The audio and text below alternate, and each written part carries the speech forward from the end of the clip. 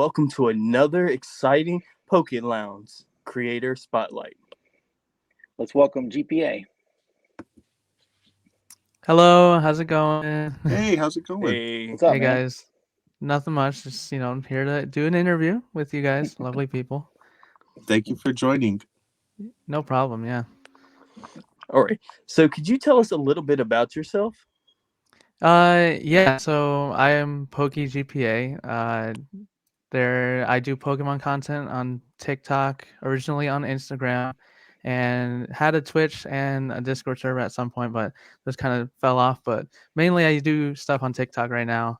I do everything from the anime side of Pokemon, the trading card game, and the video games, just all three of the major genres, and that's basically what my content's about.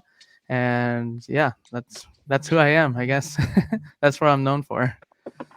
That's awesome, man. So, what got you into Pokemon?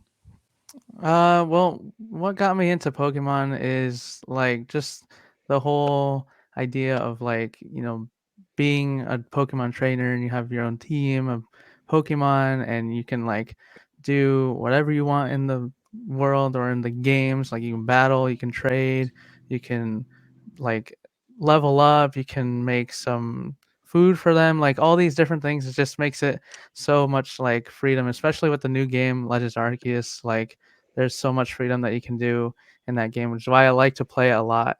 But for me in particular, it's just ever since when I was little, I was just always playing Pokemon on the way to school and on the way back. Like we had an hour-long school bus drive to Ooh, school, so I had like that too. yeah, everybody would be playing on their Game Boys, like Pokemon or any other game that's like multiplayer. And you had the link cables, and then when the DS came out, you had wireless play, and it was hmm like so much like it was so much fun back then, and it still is now, especially now that we're adults and we can experience it as an adult, like with other people like you guys that are like far away or like at conventions, like at Collectacon, or just on social media platforms like TikTok. It's just like there's so much interactivity with Pokemon that it's like one of the best things that I've ever like gotten into. So yeah.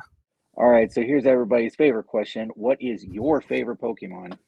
That's a very tough question because there's like over 900 now if you include the Arceus Pokemon. hmm Uh, like it changed over time. I guess the one that's been my favorite the longest is Kyogre, which is the legendary Pokemon from Hoenn, or the That's third a good one. generation. hmm But currently mine has got to be Bolton, which is the electric dog from Galar region. So yeah. He's the That's best cool. boy. Yeah. He's a good one. I like that one. Yeah. Yeah. So you So, like do you like electric type Pokemon more, or do you what's your type? I really like water type Pokemon. Water type like is just I always thought to myself like when I was little that water basically beats everything. And so like hmm I would that's why Kyogre was my favorite because I would like teach him surf. And since like surf just did like I think it's like 90 power, 100 accuracy or something like that. Yeah, look at that, the hmm shining face thing. I have one of Yep. those over there. But I always use like water type Pokemon because I always thought they did like the most damage and like they were just really, really powerful Pokemon. That's why I always choose like water type starters for the most part. Yeah. Nice. Water type is like they have the most Pokemon in that typing. I think that's the biggest type. Yeah. Fun I fact. mean, yeah, there's plenty of Pokemon in there, but like, yeah, I just always thought it was like one of the stronger types. And so I just liked it a lot. So. so Cool. then, who would be your favorite starter? It's like that's really hard to say because like I don't really necessarily have like a favorite starter that I'm like bonded to as much. I definitely like Trico and Mudkip because they're like Yes. the Hoenn region. I mean, Torchic's alright, but like that was everyone's favorite, and I always like to go against like the favorites. So I went with Trico because hmm Sceptile or Mudkip. Yeah, there you go, the Hoenn Gerald starters. out here, he's prepared, man. I'm telling He's you, he got it got all. He's he got did it some all. research. But yeah, so either Mudkip or Trico. I mean, some of the older ones are cool, like Froakie or like Oshawott pretty Mhm. underrated. He's one of my favorite ones too. Oh, So that's yeah. James's favorite. I chose that for yeah, I chose that for Legends Arceus, the Oshawott. So I mean, it goes to That was show that I pretty do fun. like water starters. So yeah. Nice. So, is it safe to say Gen 3 is your favorite? It again, like it changes every like I want to say it changes like every like year or even 6 months because something new comes out with all these new Pokemon in regards to the trading card game or the video games or the anime, and it's like that influences me to change my opinion on certain things. And it's like currently I always go with Gen 5 because it's like super underrated, and they had one of the best games and one of the best soundtracks of That's their fair. time, and it was like Hmm. the last like 2D animation kind of sprites on the DS before they went to 3D animation, and Hmm. it's just like I just like I said, I like to go against the meta or like how popular things are and like go with the unpopular stuff. And Gen 5 is like one of the generations that people don't really appreciate, but like there's so much Hmm. that it offered, and now that like I'm older, I can see why it's such like an underrated game or Yep, generation for that matter. So that's yeah. fair. Yep, Gen 5 is pretty cool. Yeah. I also like to read over some of the lores and stuff like that they have on the little text for the characters. Sometimes that influences how I feel about certain Pokemon. You know, Yeah. sometimes it adds a little to how I feel about them. Hmm. Right. Yeah. Gen 5 has a lot of good lore. Like their Yeah. whole story, backstory, like for Reshiram and Zekrom and Kiram, that whole thing is so cool with like the two princes and like the dragons splitting and everything. Just the whole story is Mm-hmm. cool, you know. So I like that one. It's kind of on par with me for Gen 3 because that one's my favorite. I love Gen 3. Yeah. And Emerald Gen was Gen 3 great. was like Gen 3 is like equal to Gen 5 for me cuz like the remakes really made me like fall in love with Gen 3 all over again, and especially Hmm. how they added the Delta episode. That was Yeah. like insanely cool, and like the cutscenes and how you're battling Deoxys in space and all that. Like it's everything like your little kid mind imagined for me, like when the rumor was that you'd go to Maz Deep City on a certain day and launch in the rocket to go up to space and fight Deoxys or find Jirachi like in outer space. And Hmm. it's like, dang, that's so cool that they did that. Yeah. Yeah. Yeah. You move the truck and get Mew. Yeah. So You s- yeah. do you think we're going to be out of the Sword and Shield era this year? Yeah, well, I think so because if you remember what the 3-year cycle is for this Sword and Shield era, Sword and Shield came out in 2019 in November, and the first trading card game set, Sword and Shield base set, came out in February 2020, and the anime they started in November of 2019 as well, the first episode of Journeys. So all Hmm. three of them in the past from Sun and Moon followed a 3-year cycle as well. The games came out. I think Sun and Moon came out first in 2017, 2016. I think 2016, and Towards then the end of 2016.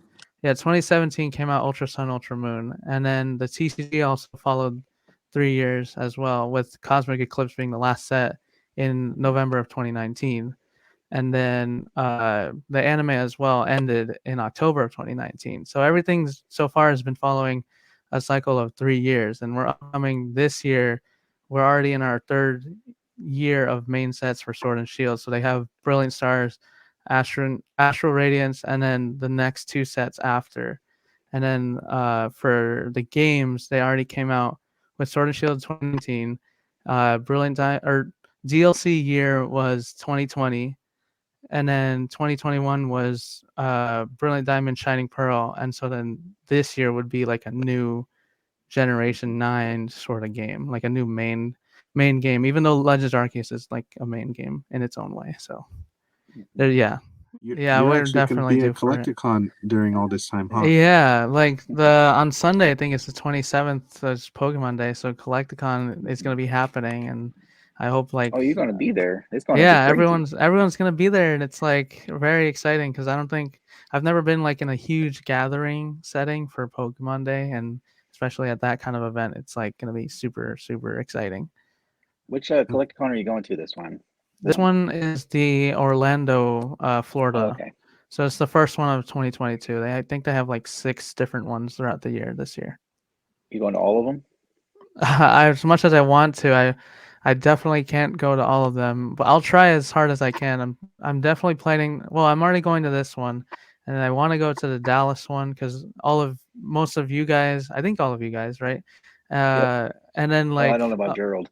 oh, well, like a lot of people have told me that they're going to the Dallas one, and I feel like it's not like I feel obligatory to be there, but I just also want to meet everyone because like I want to meet everyone at some point, and whether that's a Collectacon event or some other convention or someone's like birthday or wedding or whatever, like you know, that's like I just want to get that like done so I can say that I've met that person in real life. And I'm pretty sure some people would like to meet me too, but I mean, who I wants want to to meet meet you. GPA anyways? Yeah, I want to meet all you But guys.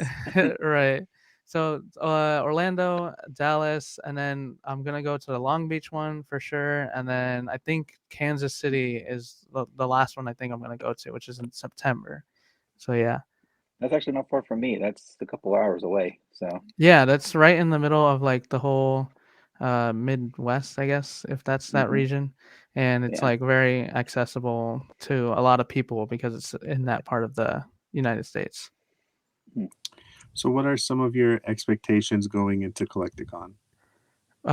For this one right here, I expect there to be like more variety in like the vendors that are there because for the last one, like I know like I like Collecticon a lot, but obviously you have to have some criticism about certain things, and like the little bit of criticism that I had for Collecticon, the last event was just that there was just not too much diversity in the vendors, and a lot like a bunch of other people said that as well because the one in Frisco, which was in June, that one had like so much diversity. That one was like you had people doing sneakers or artwork or Pokemon or Magic, and like Yu-Gi-Oh or whatever. Like there was so much you can like explore and see and find. But the one in October was there was a lot of people that had like the same slabs or like the same kind of modern product at their table or like the same sports stuff. Like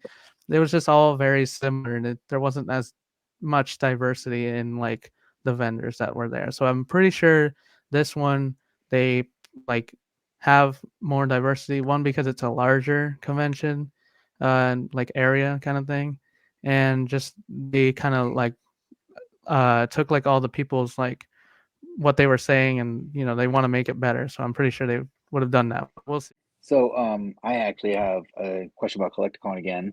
Okay. So, being a first time person going to Collecticon, I've never been to Collecticon before. What advice can you give me, like as far as like what I should bring, or like what should I expect whenever I go, or Mhm. like any kind of expectations? Yeah, that's a really good question because a lot of people like ask that to other people as well.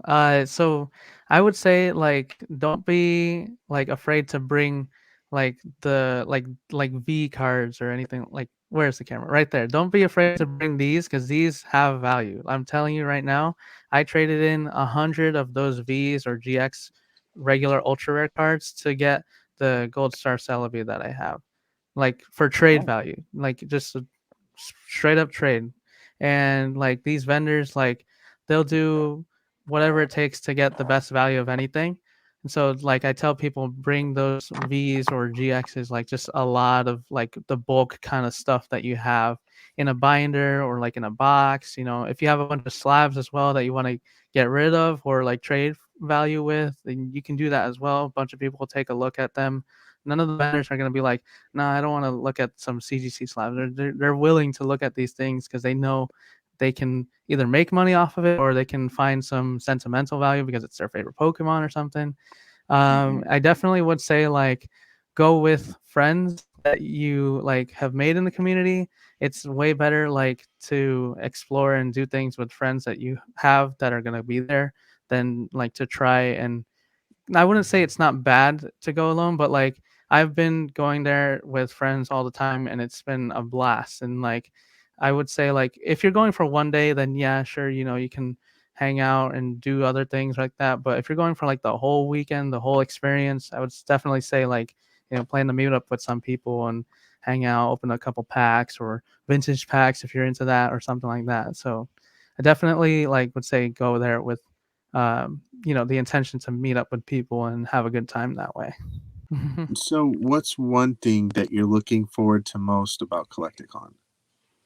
For this one, one thing that I'm looking forward to is just to see everyone again, like all my friends, all the creators that are going there, like big and small creators. Just I want to like interact and make videos or do something with these guys, and just being in that atmosphere again with everyone like there for the same thing, like collectible trading cards as a majority of it, is like I've never really dived deep into it until like this past year when I went to the first one in Frisco. Well, the first one was in March, but the first one for me in Frisco was when I went there.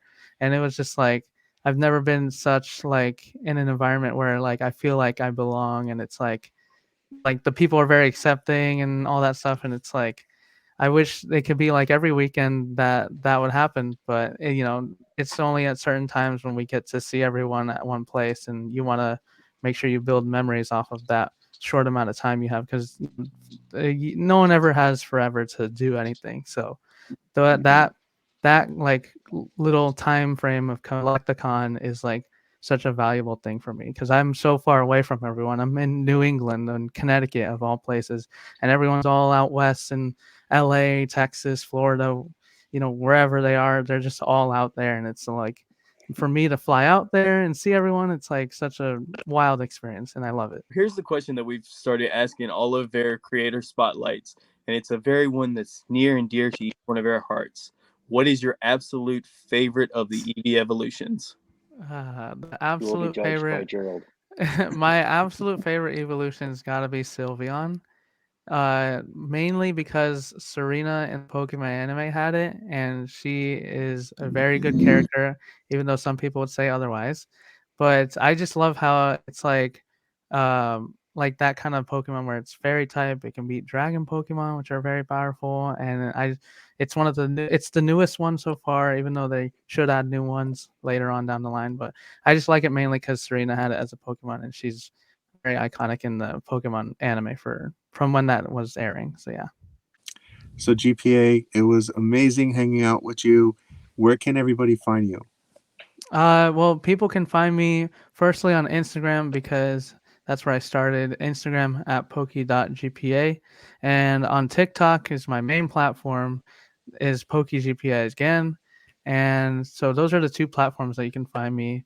I'm on other places too, like Whatnot and Twitch and whatever, but I use Instagram and TikTok as my two main platforms to interact with the community. So if you want to find me on there, you can go ahead and give me a follow. I'll check out your content, tag me in any content that you post, and I'll definitely check it out.